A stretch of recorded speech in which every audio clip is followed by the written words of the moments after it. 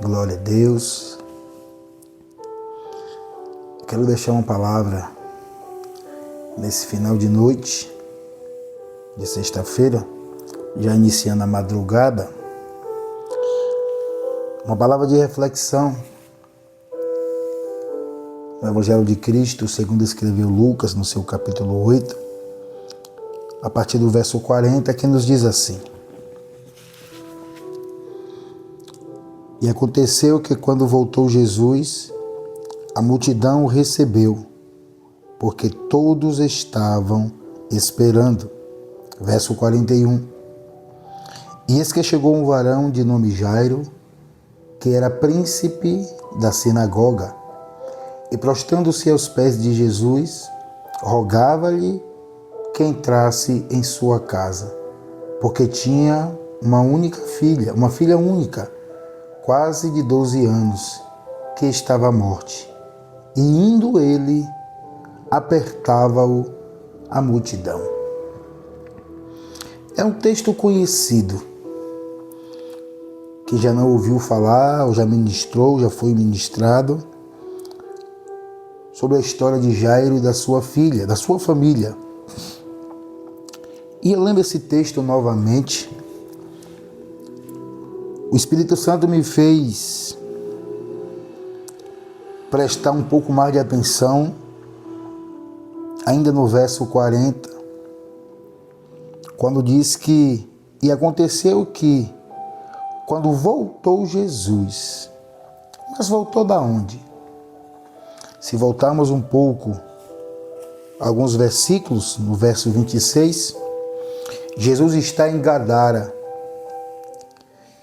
Jesus ali liberta um homem que estava há bastante tempo possesso de demônios. E Jesus cura e liberta aquele homem, mas a história diz que Jesus ele é retirado ou é convidado a se retirar daquele local, porque a legião de demônios, quando saiu do corpo daquele homem, pediu permissão a Jesus para adentrar em uma manada de porcos que ali passava. E com permissão de Cristo, ao entrarem nos corpos daqueles porcos, fizeram com que os porcos se jogarem do precipício, dando assim aos donos dos porcos um grande prejuízo. Então Jesus vinha daquele local, porque o povo daquela região, em vez de se alegrar por tamanho milagre, por tamanho ato de misericórdia que foi feito com aquele homem que vivia possesso e longe da sociedade, ficam apegados a bens materiais. Então Jesus estava voltando de Gadara. E o texto diz que aconteceu o quê?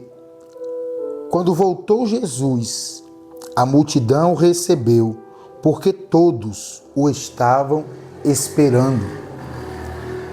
Então observe que Jesus está voltando de Gadara, tamanho feito aconteceu naquele lugar, como também aquelas pessoas não quiseram que Jesus permanecesse naquela região, mas quando Jesus volta de Gadara, há uma multidão esperando Jesus. O texto é claro em dizer, porque todos esperavam, enquanto havia pessoas que não queria a presença de Jesus. Aqui a outra multidão, essa espera Jesus, aguardava o Senhor. Só que no verso 41 diz que aparece um varão, por nome Jairo, príncipe da sinagoga, conhecedor e praticante da lei, praticante da palavra, homem temente a Deus. Então aqui eu já observei que Jairo não está na multidão. Jairo percebe que Jesus retorna e sai da onde ele estava em direção onde está Jesus. E faz algo interessante. O texto diz que Jairo, ao chegar aonde Jesus estava, Jairo se prostra aos pés de Jesus.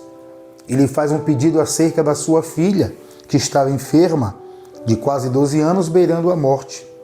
Jesus não lhe dirige nenhuma palavra. Jesus não diz nada a Jairo. Mas Jesus parte em direção à casa de Jairo. Nós conhecemos essa história. E o que me chamou a atenção, a princípio, foi das pessoas que não quiseram Jesus em Gadara, e agora há uma multidão esperando Jesus. Só que essa multidão que espera Jesus é a mesma multidão que o aperta, mas é uma multidão que não toma uma postura. É uma multidão que espera Jesus, caminha com Jesus, mas não consegue extrair de Cristo nada para si. Jairo, homem de autoridade, conhecedor da lei, poderia ser mal interpretado por se prostrar a Cristo, porque Cristo já era perseguido, nem todos aceitavam o ensinamento de Jesus. Nós observamos que a atitude de Jairo chamou a atenção de Jesus. Não é porque Jesus ficou calado que Jesus não estava operando. Jesus ficou calado, ouviu a Jairo, mas o texto é claro em dizer, no verso 42, porque tinha uma filha única, quase de 12 anos, que estava à morte. E indo ele, apertava a multidão. Ou seja, Jesus escutou a Jairo, Jesus retorna de Gadara, Jesus vê a multidão que estava esperando, vê Jairo chegar, se prostrar aos seus pés, contar a sua situação. Jesus não diz uma palavra, mas Jesus parte em direção à casa de Jairo.